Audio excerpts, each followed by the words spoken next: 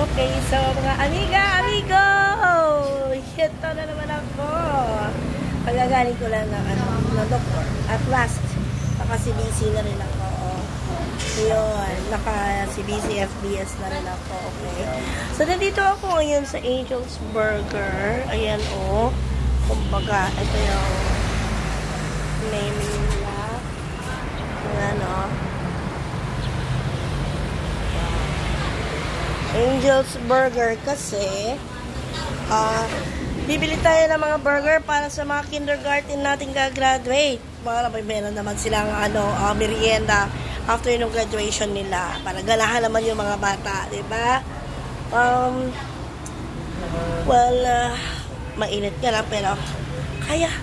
At saka mamaya siguro hindi ako makapasyado makapag-vlog kasi magjo-duty ng lola nyo.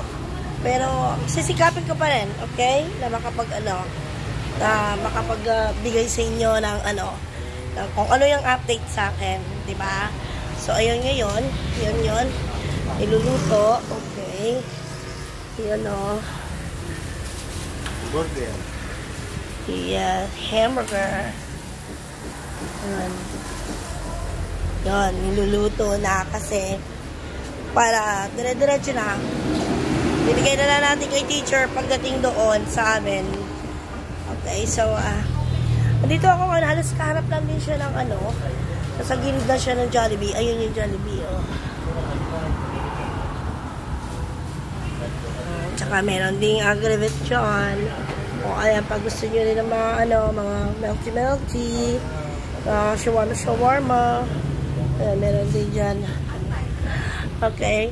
So, ito ang ang lugar ng Sumag. Parang sukat Paranaque sa atin. Kaso lang ang sukat ngayon marami ng building. Pero yung dati yung dating sukat. Yung dating sukat, ito yung pinaka halintulad talaga ng lugar na to. Kasi kabila't kabila rin meron mga parang palengke, sa tabi ng palengke, may mga nagtitinda rin, gano'n. Kumbaga, so, gano'n ang halimbawa nito ng lugar na to. Pero, balang araw, aasinso din to, okay? Para tayo rin, di ba? Mga viewers ko at mga supporters ko, maraming salamat sa inyo pala sa patuloy niyong pagsusuporta at panonood ng mga videos ko. Boring man o hindi, may katotohanan man o wala, pero nandiyan pa rin kayo. At yun ang pinasasalamat ako ng malaki sa inyo. So, ngayon, pagkatapos ito siguro, magpapahinga ako ng konti sa bahay. Tapos pagka alas 2 ng hapon, alis na ako. Gawin na ako trabaho. Pagka na tayo, bla bla bla bla, English poking na naman tayo dun sa sa trabaho natin kasi puro mga foreigners yung mga customer natin doon, diba? Sa kasi sa call center kasi ako, pero yun nga lang, kaya ako nagbablog dahil alam niyo naman siguro may mga call center agents din dyan, okay? O mga anak ng mga OFW na nag-call center din, alam niyo rin naman na hindi habang buhay ang trabaho doon. Hindi forever ang trabaho doon. Hindi permanente. Hindi lahat ng mga nagtatrabaho doon ay tumatagal. Dahil yung iba, kaya umaalis, kaya nagre-resign dahil naghahanap ng mas malaking sahod. Ang sa akin naman, hindi maliit lang ang sahod. Pero at least kahit papano, may tinatanggap ka. Okay? Tuwing kinsinasag katapusan, nilatatanggap ka. Parang ganun. Diba? At nakakapagbayad ka ng kuryente mo, nakakabili ka ng pagkain mo, kabayad ng tubig, o may kunting ipon para sa bahay. Yung natitira pa masahe. Araw-araw ako namamasahe. Kasi 5 araw, 9 na oras ang trabaho ko. Sabado at linggo lang ang pahinga ko. Yung pinaka-day off ko. So during that time, kung hindi ako pasyadong puyat, pagka-Sabado, pagkagising ko ng hapon, naglalabada na ako niyan. Para pagdating ng linggo, pag may pagkakataon, nagsisimba. Simba tayo, di ba? O kaya mga OFW dyan, okay, huwag makakalimot magdasal para rin sa kaligtasan nyo dyan. Alam ko, hindi madali ang buhay dyan. Hindi madali ang buhay ninyo dyan. Tawag dito, naranasan ko rin naman kasi mag-OFW dati.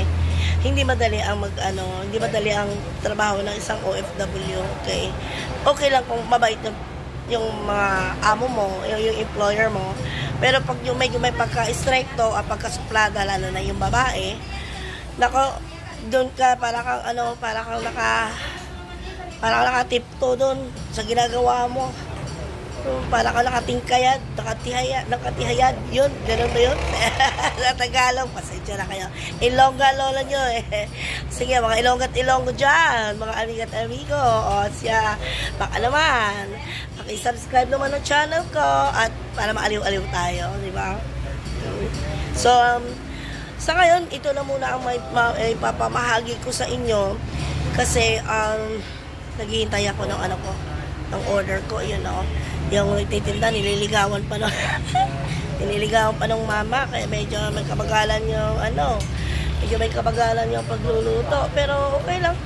Ang importante dyan, naluto, di ba? O ayan na yung tricycle ko, naghihintay na sa akin. Wala kang hindi yung driver ko, di ba? Umupa na ako ng tricycle para hindi ako parito. Kasi nahihilo ako, kinuha na ako ng dugo kasi, tsaka nag-fasting ako simula kagabi. So, ngayon lang ako nakakakain ulit. Ito lang, umaga. Bawal rin kasi yung kape hindi rin ako pwedeng magmalot gatas dahil CBC nga ako. Tapos FBS, ganon. CBC, FBS, isa lang yata yun eh. So, ayun. Kaya, hintay-hintay tayo konti, di ba? Habang naghihintay, ano yung mapag-uusapan natin? Yun nga pala, yung mga napamili ko kahapon, hindi ko na naipakita sa inyo, pero sa isang video ko yata nakita niyo na rin, di ba? Yung kumain ako ng tanghalian ako, shabu-shabu yung kinain ko. Kasi tawag dito, favorite ko rin yun eh. From Vietnamese foods, then yung Japanese foods, mahilig din kasi ako sa mga yung tawag dito, nasa dulo na ng dila ko. Sa dulo na ng dila ko. Sa Korea naman, kimchi, okay. Ewan ko, nakalimutan ko na. Yung sa Japanese, yung nirurol, ano yun? Nako, ewan ko, sabihin nyo na nga mga sa akin, mga amigo, para maalala ko. Inaantok pa kasi ako eh. Parang yung ilang araw kong pahinga, hindi yun worth. Kasi parito rin ako sa simula sa amin, papuntang bayan, ilang rides yun, 3 rides yun, back and forth, 6 rides. Parang ganun. Kaya, walang nangyari. Yung iniipon-ipon ko na patasan ng budget ko pa pang araw-araw ko pamasahe hanggang sa susunod na linggo, nabawasan na rin. Pero okay lang. Kahit pa paano, meron pa rin natitira kahit konti. Basta meron talaga. May talagang nakalaan yan para sa bahay, para sweldo. Hindi maaaring wala yan. Kahit pa 500, 1,000, parang ganon. Kasi hindi naman kasi kalaki ang sweldo namin dito. Tsaka marami rin kasing binabawas din. So, okay lang. Ang maganda dyan, buhay tayo. Diba? Buhay, walang hindi nagkakasakit. Pero ngayon, minaramdaman yung ilong ko, na mayroon akong isipon ako. Pero kaya pa rin yun. Kaya pa rin yun. Basta tiwala lang sa taas. Yun lang ang natin, na lahat ng gagawin natin, dapat isipin natin na kasabay natin ng Diyos. Kasama natin ang Diyos sa lahat ng nilalakbay natin, ginagawa natin, at pinupuntahan natin. Okay.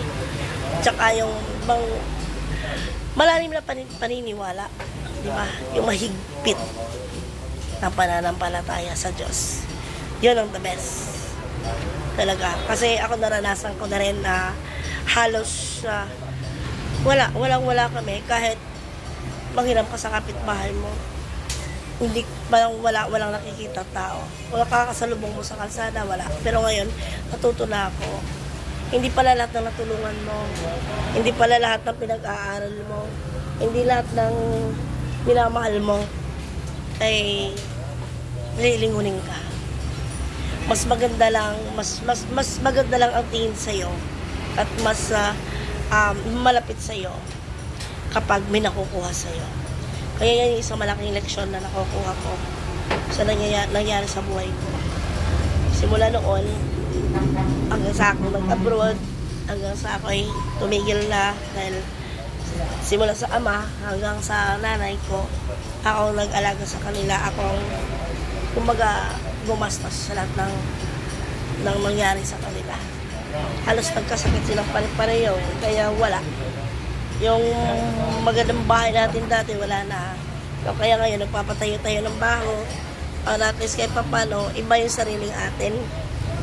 Hindi tayo, wala tayong iniisip na kasama sa bahay na baga, kailangan mong wag mo muna gawin to dahil syempre respeto sa mga kasama mo sa bahay. Pero pag sarili mo, gawin mo gusto mo, di ba? Pagandahin mo bahay mo, kung gusto mo, yun ang, kung yun ang kaligayahan mo. O di ba? Kasi yun naman kaya tayo nagtatrabaho, kaya tayo nagpupuyat para naman sa sarili, kasiyahan ng sarili natin. Okay? Ay, wala na akong balak sa pag-aasawa. Hindi ko na balak mag-asawa ulit. Minsan lang ako niloko, ayoko na. Tama na muna yun. Hindi na natin dagdagan pa lang ng isa pang pagkakamali, yung dating pagkakamali. Diba? Ang mangyayari nun, bangon tayo, bangon. Let's move on, okay?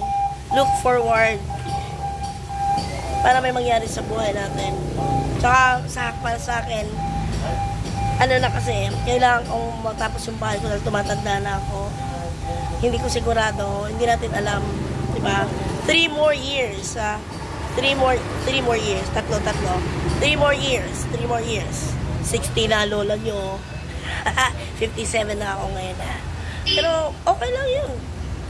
Parang tawag dito. Anyway, age is just a number. Okay? You can count on it, but never think that you are getting older. As long as you are with God, then life is fine. Okay? Smooth, no hassles. That's life. Okay, so medyo matagal-tagal na. Dito na muna kami, baka luto na yung ko, pinaluluto ko, baka hindi pa makapag-merienda yung mga bata mamaya. Ano naman sila, 40 sila peraso. So yung binili ko, yung buy one take one para lahat sila makakatikim. At saka pinasubrahan ko kahit papano dahil syempre, mayroong mga ibang bata na kasama rin, diba, na gusto rin kumain ng ganun. So, sinubrahan ko na. Kahit papano, merong extra para sa mga ibang bata. Diba? O sige mga amigo at amigo, dyan na muna kayo. Ako'y kukunin pa yung binili ko. Susunod. Okay? Ingat kayo dyan. Ingat. Take care of yourselves. And God will bless you more. Bye-bye!